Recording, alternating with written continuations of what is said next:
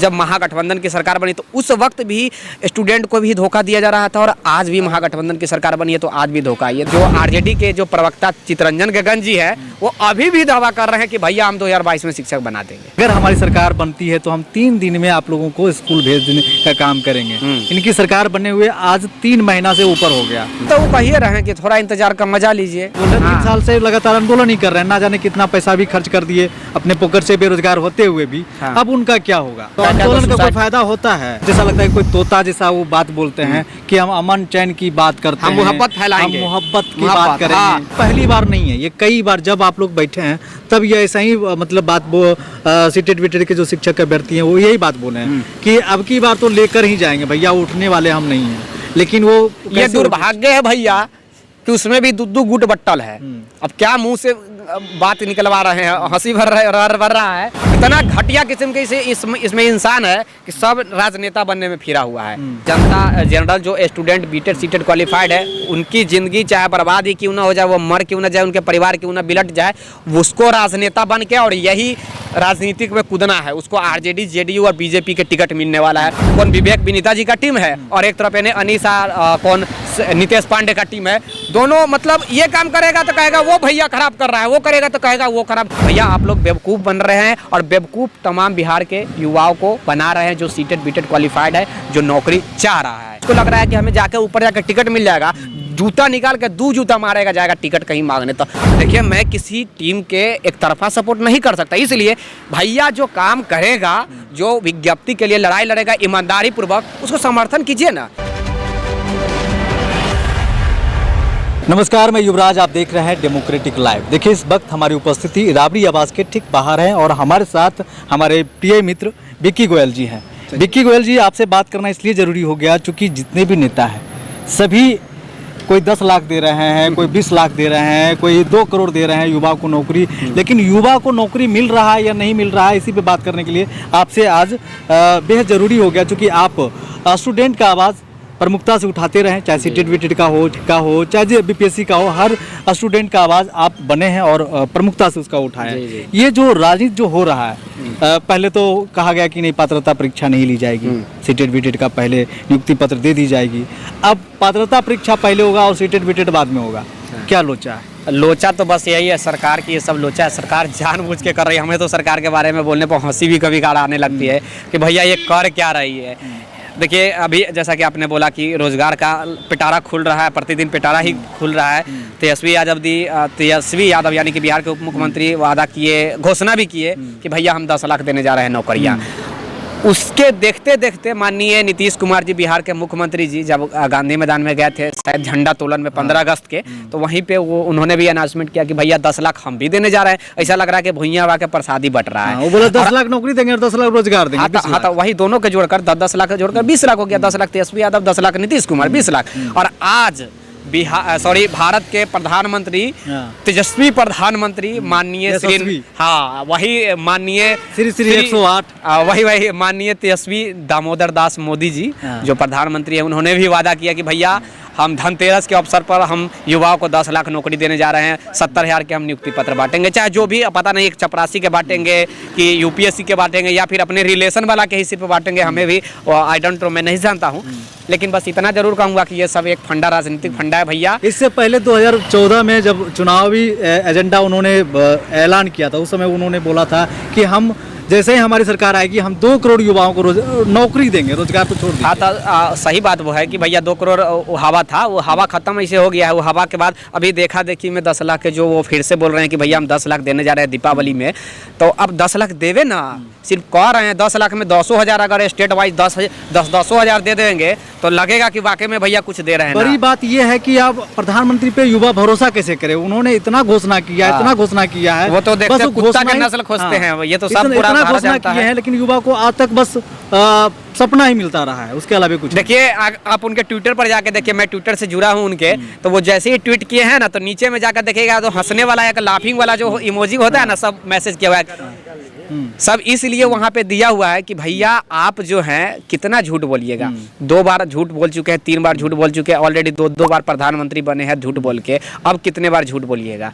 10 लाख जो नौकरियां देने जा रहे हैं, पता नहीं 10 लाख अब नौकरियां शायद देंगे, मैं नहीं जानता हूँ कि वो देंगे या नहीं, उनके मन के बात को मैं नहीं जानता हूं। पद पे वो बैठे हुए हैं, लोग उनका सम्मान करता है, उस पद का सम्मान करता है, उस कुर्सी का सम्मान करता है, और उस कुर्सी पर बैठ करके इतने बार वो झूठ बोल चुके हैं, इतने बार वो उन्होंने युवाओं को सपना दिखाया है, लेकिन सिर्फ सपना ही दिखाया है, आज तक हुआ क्या इसका रिजल्ट? देखिए तमाम राजनेता हो चाहे जो भी हो, मैं नहीं जानता हूँ, बस ये समझ गए हैं कि भैया अब रोजगार और नौकरी पे भी वोट मिलने वाला है, चाहे कोई रहे। मैं किसी पार्टी के पक्ष में नहीं जा रहा हूँ, आरजेडी हो, जेडी हो या फिर बीजेपी हो, सारे लोग वही हैं, सिर्फ राजनीतिक है। और अभी जैसा कि आपने शिक्षक बहाली की बात की, दिसंबर 2019 में जिस वक्त वंचित अभ्यर्थियों को किया गया, उस वक्त एनडीए की सरकार थी, उस वक्त थी नीतीश कुमार और इन नरेंद्र मोदी की मिलीजुली भगत की सरकार थी। और आज जब महागठबंधन की सरकार बनी तो उस वक्त भी स्टूडेंट को भी धोखा दिया जा रहा था, और आज भी महागठबंधन की सरकार बनी है तो आज भी धोखा है। तो यहाँ पे कहाँ कुछ है भैया, दोनों तो मिलकर वही काम कर रहा है, गठबंधन भी वही कर रहा है, महागठबंधन भी वही कर रहा है। बीच में अभी सीटेट के बात कर दिया कि भैया हम सीटेट का एग्जाम लेंगे, अभी जैसा कि विज्ञप्ति भी कल आ गया है, तब पता नहीं सीटेट का एग्जाम पहले होगा या फिर क्या करेगा। अभी तक मतलब हंसी आपको आएगा इसलिए कि जो आरजेडी के जो प्रवक्ता चितरंजन गगन जी है, वो अभी भी दावा कर रहे हैं कि भैया हम 2022 में शिक्षक बना देंगे, अभी भी कह रहे हैं। और मुझे भी ऐसा लगता है कि जब 2022 के जब आखिरी दिन, जिस दिन बड़ा दिन होता है ना, शायद उस दिन तक वो बोलेंगे कि भैया अभी भी हम 2022 में ही शिक्षक बनाएंगे, चाहे वो कितनों बड़ा झूठ न कहे हो, लेकिन वो बोलेंगे जरूर, क्योंकि भाई राजनीतिक में तो जानते हैं बेहतर शिक्षा बनाने के लिए हमने थोड़ा सा मौका लिया है। मौका क्या लिया है भैया, 3 साल से तो मौके ले रहे हैं, मौका क्या लिया है? तो कैजुअलिटी पे शिक्षक की बहाली करते हैं, मौका क्या लेंगे? के जितने भी शिक्षक अभ्यर्थी थे उनको अपना समर्थन देते हुए कहा था कि अगर हमारी सरकार बनती है तो हम 3 दिन में आप लोगों को स्कूल भेजने का काम करेंगे। इनकी सरकार बनने हुए आज 3 महीना से ऊपर हो गया। क्या लगता है कि अब अभी तो वो कहिए रहे हैं कि थोड़ा इंतजार का मजा लीजिए, 2024 का मजा लीजिए ना। 2024 में विज्ञप्ति आ गया और अगला इलेक्शन जब विधानसभा या लोकसभा होगा ना, तो उस वक्त फिर से दिया जाएगा, ज्वाइनिंग दिया जाएगा। तब तक बीच में मरते रहिए, सड़ते रहिए। अभी तक 22 स्टूडेंट सुसाइड कर चुका है। मुझे नहीं लगता है कि 50 से कम, जब तक 50 कम से कम सुसाइड नहीं होगा तब तक नहीं देंगे। मुझे पूर्ण उम्मीद है कि सरकार यही रास्ते पर है कि भैया कम से कम 50 पुराइए सुसाइड करके, तो अभी हम विज्ञप्ति देंगे, नौकरियाँ देंगे, अदरवाइज हम।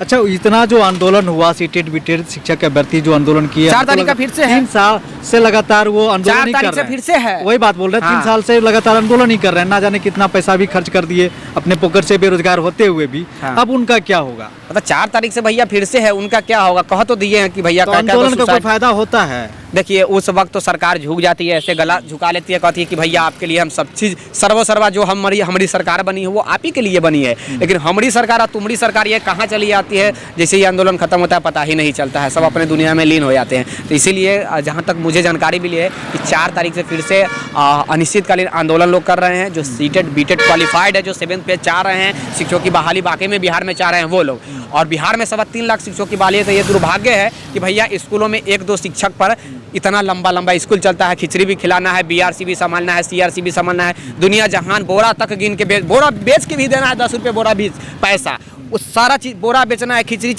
खिलाना है, हर वो चीज़ करना है। तब स्कूल में 2 शिक्षक है, 3 शिक्षक है, 4 शिक्षक है, 200 400 स्टूडेंट पर 1 शिक्षक है। तो ये बिहार की दुर्भाग्य है। और क्या फेंकू बाबा नए जो शिक्षा मंत्री बने हैं, क्या हम उनको बोले? वो बार बार कहते हैं कि हम दिल्ली मॉडल बनाएंगे। भैया पाकिस्तान मॉडल फेल हो जाएगा आपका। पाकिस्तान तो एक डायलॉग रटाया हुआ जैसा है, तो जैसा लगता है कोई तोता जैसा वो बात बोलते हैं कि हम अमन चैन की बात करते हैं, मोहब्बत फैलाएंगे, मोहब्बत की बात करेंगे। तो इससे नहीं तो हमें लग रहा है कि प्रवचन देने वाला नहीं, तो भैया हमें लग रहा है कि पहले हम लोग जो है ना मोहब्बत से नहीं जिए हैं, अब हम लोग को मोहब्बत से जीना पड़ेगा। मोहब्बत सिखाया जा रहा है, जब हमारे सरकार ही मोहब्बत हमें चलाना सीख। अरे मोहब्बत कैसी मोहब्बत भैया? तभी काम करेगा जब पेट में अन्न होगा, पेटवा में अन्न होगा। पेट में अन्न नहीं होगा तो मोहब्बत कैसे सिखाइएगा? वही ना मैं कहना चाह रहा हूँ। वो साधु भी फिर रहमान बन जाएगा ना, नहीं पेट में। वही तो कह रहा हूँ ना कि भैया उंगली माल कहानी एक बार सुनवे ना किए होंगे। वो काहे उंगली भूखे प्यासे था बेचारा के, कुछ काम धाम नहीं मिला था, क्या करा, उंगली रगत रगत के सबके काटा फिर रहा था। तो वो भी तो एक बेचारा बेरोजगार था, रोजगार खोज रहा था कि भैया कोई रोजगार हमको भी मिल जाए। और यहाँ पे तब बेरोजगार के दम ताते लगल है पूरा बिहार में, खासकर तो बिहार पद से बदतर है भैया। अब पद इससे से ज़्यादा मैं बदतर क्या है। करूँ। हाँ, और मुझे नहीं लग रहा है कि अभी ये विज्ञप्ति देंगे विदाउट स्ट्राइक। विदाउट स्ट्राइक मुझे नहीं लग रहा है कि ये देंगे। अब आगे समझदार है बिहार के युवा, मैं कुछ विशेष नहीं कहना चाह, टिप्पणी नहीं करना चाहूँगा, लेकिन मेरी फीलिंग को शायद युवा समझ रहे होंगे।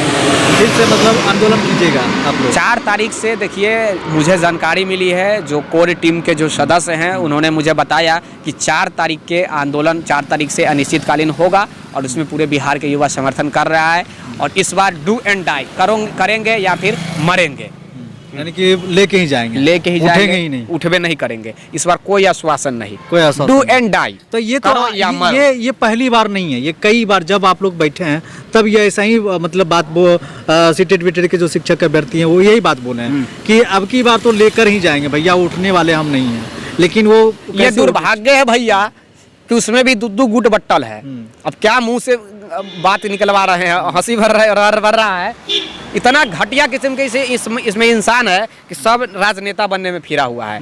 चाहे युवा जनता जनरल जो स्टूडेंट बीटेड सीटेड क्वालिफाइड है, उनकी जिंदगी चाहे बर्बाद ही क्यों ना हो जाए, वो मर क्यों ना जाए, उनके परिवार क्यों ना बिलट जाए, उसको राजनेता बन के और यही राजनीतिक में कूदना है। उसको आरजेडी जेडीयू और बीजेपी के टिकट मिलने वाला है। उस तमाम दोगले किस्म के आदमी को मैं कहना चाहूँगा जो ये गुटबाजी कर रहा है, एक तरफ से कर रहा है भैया की क्या कर रहे हैं, कौन विवेक विनीता जी का टीम है और एक तरफ यानी अनीसा कौन नितेश पांडे का टीम है।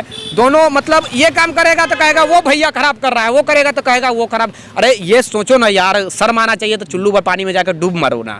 कि स्टूडेंट को किस चीज़ से भलाई होगा इस पे ना ध्यान दो। काम नहीं करेगा। अभी देखिए जैसा कि मैं यहाँ पे आया हूँ तो कुछ काम ही करने के लिए आया हूँ ना, चाहे दिन भर जो भी करता हूँ काम करने के लिए। आज तक तो मैं नहीं बोला कि भैया हमें जिलाध्यक्ष भी बना दीजिए। आप प्रदेश अध्यक्ष के लिए मर रहे हैं, हम तो जिला अध्यक्ष भी नहीं बनना चाह रहे हैं। हम तो चाहे तो 3-3 जिला 4-4 जिला में मेरा घर है तो हम 3 जिला में 3 जिला के अध्यक्ष बन सकते थे, प्रदेश अध्यक्ष बन सकते थे। 2019 दिसंबर से लड़ाई लड़ रहे हैं। इसका क्या मतलब है भैया? आप लोग बेवकूफ़ बन रहे हैं और बेवकूफ़ तमाम बिहार के युवाओं को बना रहे हैं जो सीटेड बीटेड क्वालिफाइड है, जो नौकरी चाह रहा है। तमाम लोग आपने बड़ी बात बोल दी, यानी कि सीटेड विटेड अभ्यर्थियों को जो नेतृत्व कर रहे हैं वो कहीं ना कहीं सभी भक्चोनर है, भोले भाले जो छात्र हैं उसको कहीं ना कहीं जो ये राजनीति जो खेल रहा है ना वो भक्चोनर है। भक्चोनर ही उसको कहेंगे। इसलिए उसको लग रहा है कि हमें जाकर ऊपर जाकर टिकट मिल जाएगा, जूता निकाल के 2 जूता मारेगा जाएगा टिकट कहीं मांगने, तो ओकरा बाप के भी दम नहीं होगा मांगने का। क्या बात कर रहे हैं? ये चीज तो दोनों जगह हो रहा है, दोनों टीम में हो रहा है। किसको जूता मारिएगा आप, किसके पक्ष? देखिए भैया, हम पक्ष में किसी के बाप के गुलामी नहीं है, सीधा समझिए। ऐसा हम पक्ष में किसी के नहीं है, एक टीम में हो रहा है। नहीं देखिए हम दोनों टीम के कर रहे हैं। एक तरफ विनीता और कौन सिद्धार्थ कश्यप का टीम है, सॉरी विवेक का टीम है। विनीता, सिद्धार्थ कश्यप, विवेक और कृष्णा इनका टीम है। और एक तरफ है नितेश पांडे, अनीश, सत्यम और मिक्कू, इसका टीम है। देखिए मैं किसी टीम के एक तरफा सपोर्ट नहीं कर सकता। इसलिए भैया जो काम करेगा, जो विज्ञप्ति के लिए लड़ाई लड़ेगा ईमानदारी पूर्वक, उसको समर्थन कीजिए ना। अगर कोई स्ट्राइक कर रहा है वाकई में, तो भैया क्यों स्ट्राइक कर रहा है? आप खुद सोच के देखिए क्यों कर रहा है? विज्ञप्ति के लिए। आप उसको टंगड़ी खींचने पे लगे हुए हैं, तो इसका मतलब तो ये है कि भाई साहब आप कुछ चाह ही नहीं रहे हैं कि आंदोलन करने के लिए सबसे पहला नंबर देखिए संयम होना चाहिए। अगर वो सीखना है तो किसान आंदोलन से सीखना चाहिए कि हम आए 10 दिन बैठ गए, उसके बाद फिर रोड पे उतरेंगे, तो ऐसे में तो भगा दिया जाएगा। कहीं भी आप कीजिएगा तो भगा दिया जाएगा। स्ट्राइक भी नहीं, स्ट्राइक आप कर रहे हैं उसका कोई फायदा भी नहीं मिलेगा। आप बैठे हुए आंदोलन कर रहे हैं और उल्टा क्या होगा, मुकदमा लाद दिया जाएगा। 4 गोला स्टेट वाला के ठूसा गया, 4 को वैसा ही होगा, वैसा ही होगा। जो ज्यादा राजनीति खेलेगा उसके साथ ऐसा ही होगा। अगर संयम आप में है तो सही में आप सरकार को झुका सकते हैं। ये चीज आपको किसान आंदोलन से सीखना चाहिए। लेकिन वैसा संयम आपको लगता है कि है किसी में? किसी में नहीं है, किसी में नहीं है भैया। हम किसी के फिर से कहेंगे कि किसी के गुलाम बाप के नहीं है, ठीक ना। जो काम करेगा, जिसको अभी हम फोन करेंगे, जो मेरे साथ काम करने के लिए यहाँ पे आएगा, उसका हम मतलब उसके साथ रहेंगे। गुलाम भी नहीं कर सकते और उसका हम फैन भी नहीं है। फैन क्या होता है यार? वो काम करेगा तब उसके साथ है, नहीं काम करेगा गया तेल लेने, कोई रहे। तो इसका जिम्मेदार कहीं ना कहीं जो वो खुद है, नेता है उसका। हाँ, नेता 100%